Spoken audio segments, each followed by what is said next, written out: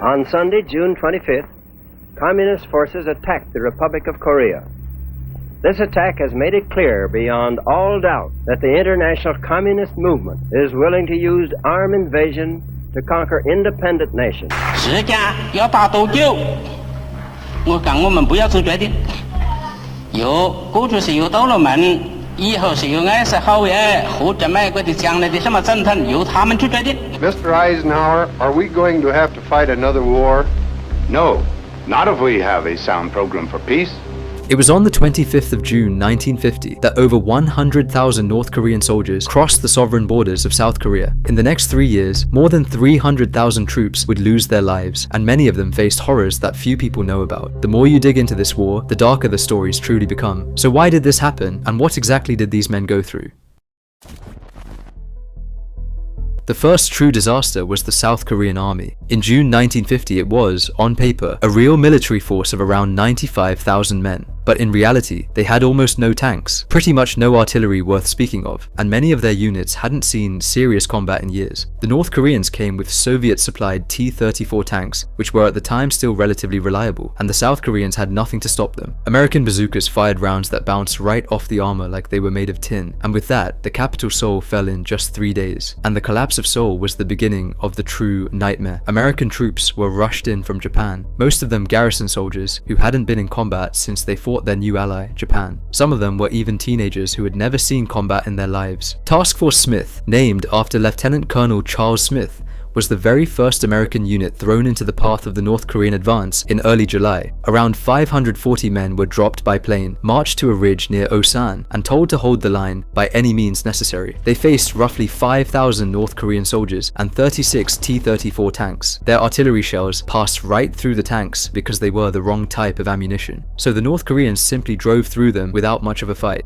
Task Force Smith took heavy casualties, and many of the men who survived were left with a single option: run or die. However, the men who couldn't run fast enough were about to realize what real terror was. As American and South Korean units retreated south in chaos, North Korean forces began capturing prisoners. Some captured soldiers were executed on the spot, hands tied behind their backs, shot in the back of the skull. At one location near the town of Daejeon, American soldiers were found weeks later in a mass grave, still bound in their uniforms. Major General William Dean, the highest-ranking American officer of the war, was captured near Daejeon in late July after wandering for over a month in the hills trying to avoid capture. He spent 3 years in North Korean captivity and later said the early months of the war were unlike anything he had been trained for or could have prepared for. But the very worst was being saved for the prisoners taken in those first weeks of the war. By late July 1950, the North Koreans had taken hundreds of American and South Korean prisoners of war, and now they had a problem. They needed to move them north, into prisons tugged safely far away from the front lines and the American air power that was starting to tear up supply lines across the peninsula. So they marched them, not in organized columns with water and food and rest stops, but in the Korean summer heat, which regularly hit above 35 degrees Celsius on rough mountain roads, with little to no food, and with guards who'd been told that stragglers were to be dealt with by shooting them and leaving them on the side of the road. Survivors later described men dropping from heat stroke and simply being stepped over, or being dragged to the edge of the road and executed when they could no longer walk. One of the most documented incidents happened near the village of Daejeon in late July, where a column of prisoners was marched for days without food or water in blistering heat. Survivors who made it through later testified that guards shot men for falling behind, for asking for water, or sometimes for no visible reason at all. Men who had been healthy soldiers just weeks before were reduced to shuffling skeletons within days. And yet, the march was not the worst thing waiting for them. At certain points along the route, the column would stop for the night, packed into small buildings or open fields with no shelter, sanitation, and nothing to eat. Dysentery spread through the prisoners almost immediately. The men were also too weak to move away from their sleeping area, and the conditions became almost impossible to describe. Those who survived the march arrived at makeshift camps in the north, barely recognizable as the soldiers they had been. You'd think that arriving at a permanent camp would have meant some relief and rest, but for the men who made it there, the camps were in many ways worse than the march. By October 1950, the war had shifted dramatically. UN forces under General Douglas MacArthur had launched the Incheon landing in September, cutting the North Korean supply lines and sending their armies into full retreat. Suddenly, it was the North Koreans who were running, and they had a serious problem. What do you do with hundreds of prisoners when you don't have time to both move them and fight the opposing army? The decision they chose would turn out to be one of the most cold-blooded decisions of the entire war and one of the darkest incidents in American history.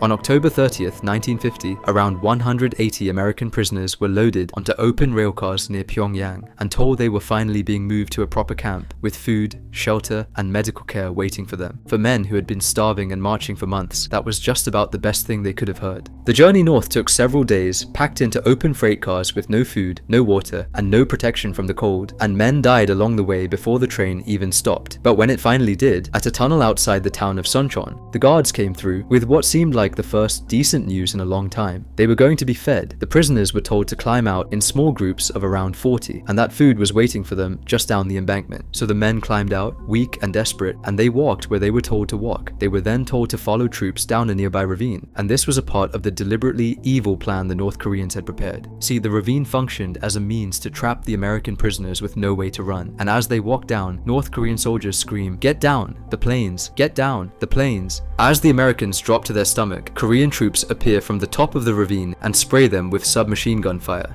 When American troops arrived at the scene days later, they found around 68 bodies. There were only 21 survivors, some by playing dead, some by crawling away wounded into the surrounding countryside. Similar executions were carried out at multiple locations across North Korea during the retreat, as guards chose to eliminate their prisoners rather than bring them north. The exact number of Americans killed this way during the October retreat has never been fully confirmed, but estimates run into the hundreds. But to be completely fair, this was common from both sides. When you go in the attack, you don't take no prisoners. You don't have time to take prisoners. You killing everything in the front of you, or vice versa. Okay, so we've covered the horrors of the war and being a prisoner during the conflict, but the camps where American prisoners were locked up were worse than death itself. The camps in late 1950 were concentrated in the far north of Korea, near the Yalu River, the border with China. In winter, temperatures in that region dropped to -30 or 40 degrees Celsius. The men arrived with the clothing they had been captured in, which were light summer uniforms. Food in the camps consisted almost entirely of cracked corn or millet, sometimes a thin broth with almost nothing in it. Men were consuming maybe 600 to 800 calories a day when they needed 4 times that just to stay alive in that kind of cold. Beriberi, a disease caused by severe vitamin B deficiency, became widespread. It attacks the nervous system and the heart, causing swelling in the limbs, loss of sensation, and eventually heart failure. Dysentery was also constant, and with no sanitation and men too weak to leave their sleeping areas, the conditions inside the camp buildings became something you genuinely don't want to picture. Pneumonia and frostbite also haunted the camps. A prisoner who got sick in October was often dead by December, and what made it really sinister is that many of these men didn't have to die. The North Koreans had the ability to provide better food, more shelter, and basic medical care, but chose not to. Some camp commanders were more brutal than others, but the baseline treatment across most camps in that first winter was indistinguishable from a slow execution. Survivors later called this period the Valley, a reference to the camps clustered near the Pukchin Tarigol Valley, and they described it as a place where men simply stopped getting up one morning. You'd wake up, and the man next to you wouldn't move. The death rate among American prisoners in that first winter is estimated to have been as high as 43%. Around 2,730 American POWs died in captivity during the Korean War, the vast majority of them in that winter of 1950 to 1951. The camps came under new Chinese management in early 1951 as Chinese forces flooded into the war, and with that came something different. A systematic attempt to break the prisoners not physically, but mentally. Lengthy political sessions were held where prisoners were lectured on the failures of capitalism and the virtues of communism, required to write self-criticism essays, and pressured to sign statements condemning the American war effort. Some soldiers broke under the pressure, most didn't, but the constant grind of it, layered on top of the starvation and the cold and the disease, completely broke them. However, back on the front, the soldiers weren't exactly having any fun either. By early 1951, the front lines had more or less stabilized around the 38th parallel, roughly where the war had started. Both sides had fought each other to a standstill, and what followed was 2 more years of a brutal grind that killed tens of thousands of soldiers. The casualties in this phase of the war were staggering in a way that gets completely overlooked. The Chinese military doctrine in this period was built around what became known as human wave attacks, massed infantry charges at night, hundreds or even thousands of men at a time, aimed at overwhelming positions through sheer numbers before defenders could organize an effective response. American and UN positions came under attacks that survivors described as genuinely terrifying. Thousands of soldiers emerging from the dark with bugles blowing, drums beating, and small arms fire coming from every direction at once, which genuinely sounds like something out of a horror movie. Artillery was sometimes devastating when it could be brought to bear, but in the darkness and the confusion of close combat, it wasn't always possible. Soldiers fought with grenades, bayonets, and in some cases their hands. Hill 303, Hill 355, the Punch Bowl, and Heartbreak Ridge became names that meant something very specific to the troops who fought there. And Heartbreak Ridge is where the madness of this phase of the war is most obvious. Heartbreak Ridge was a series of ridgelines in Central Korea that UN forces attacked repeatedly between August and October 1951. The French and American troops who fought for it, took it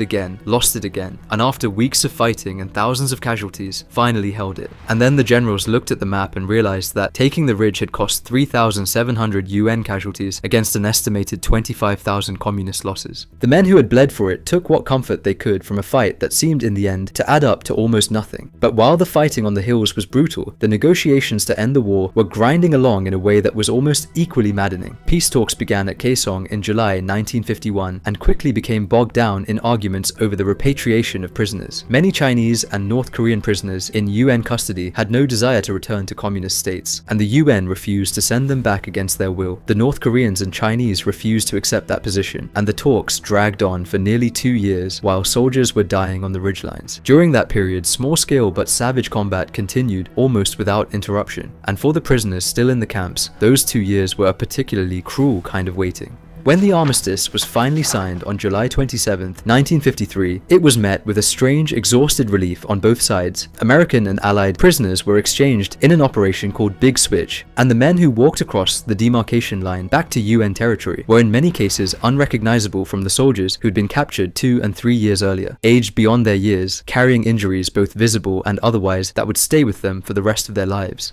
Over 7,000 Americans had been held as prisoners during the war. Around 2,730 never came home. The Korean War killed over 36,000 Americans in total, and somewhere north of 300,000 soldiers from all sides combined. It ended not with a peace treaty, but with an armistice, a ceasefire that technically still holds today, meaning the war never formally ended. The men who fought it came home to a country that had largely moved on and struggled to explain what they had been through to people who hadn't been there. It became known, with a bitterness that's hard to overstate, as the Forgotten War. If you enjoyed the video, please consider liking and subscribing.